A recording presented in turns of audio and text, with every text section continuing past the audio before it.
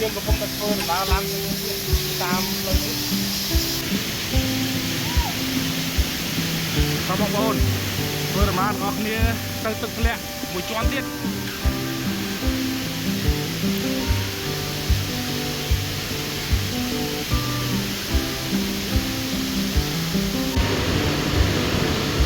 នេះបងប្អូននេះគេហៅថាបដូលពេជ្រព្រៃខ្ញុំមិនដឹងថាយ៉ាងម៉េចដែរទេប៉ុន្តែនៅខាងផ្ទះយើងនោះយើងឃើញមានវារូបរាងដូចនេះដែរ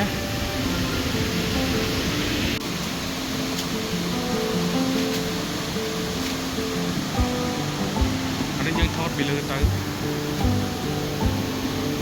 ហើយគ្នាយើងកំពុងតែរកដកផ្លូវបន្តដើម្បីទៅកាន់ទឹកធ្លាក់មួយជាន់ទៀតដែលនៅខាងលើ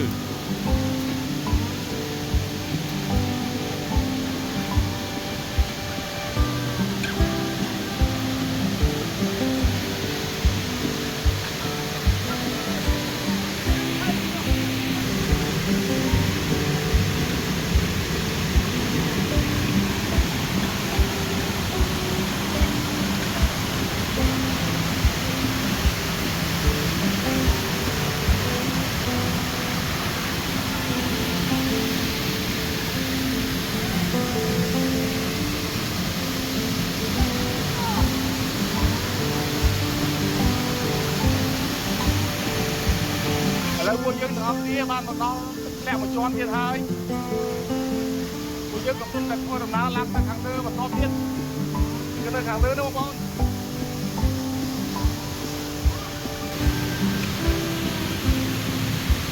នេះពួកយើងកំពុងតែរកផ្លូវទៅលើទៀតហើយ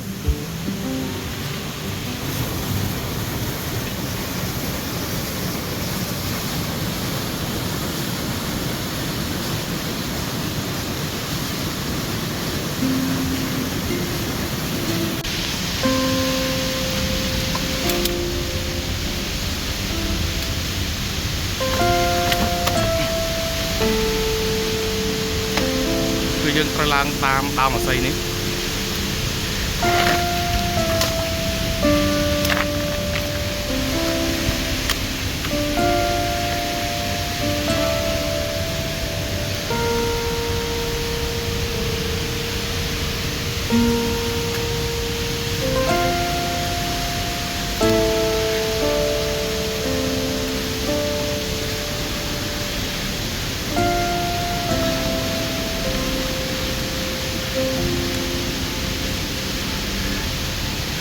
ចំពោះផ្លូវវិញគឺរៀងពិបាកតិចបងប្អូន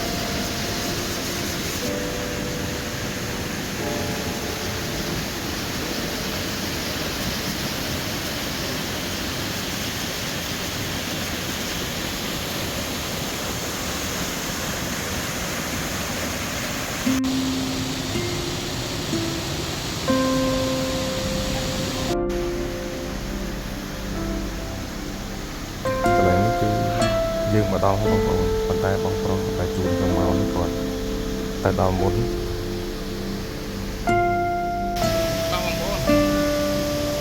ឥឡូវយើងធ្វើដំណើរបានជិតដល់ហើយគឺនៅខាងលើនោះបងបាទយើងធ្វើដំណើរទៅទាំងអស់គ្នា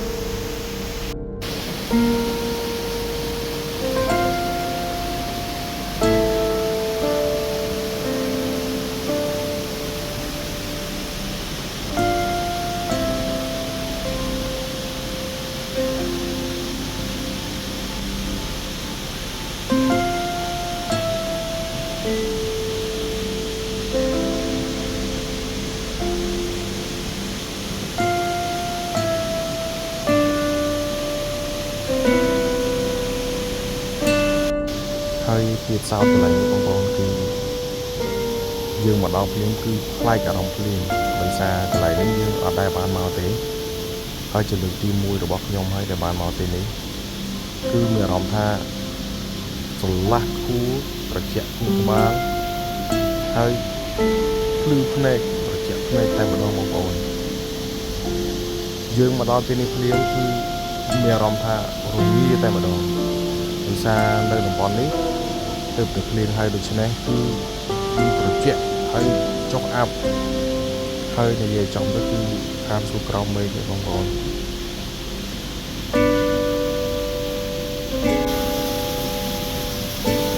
គឺត្រជាក់ភ្នែកដែរបងប្អូនអើយ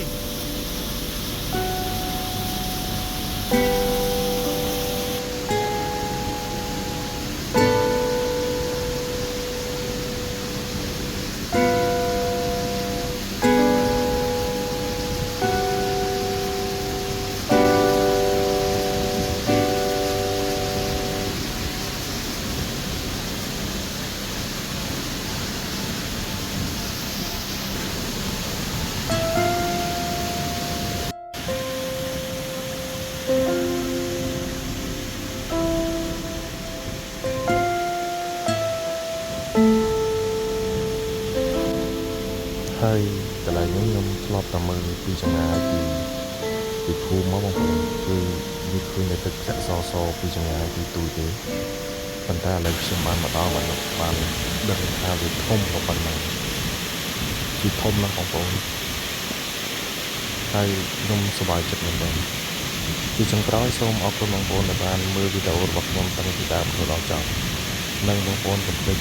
Subscribe ឆានែលខ្ញុំម្នាក់មួយផងបងប្អូនអរគុណ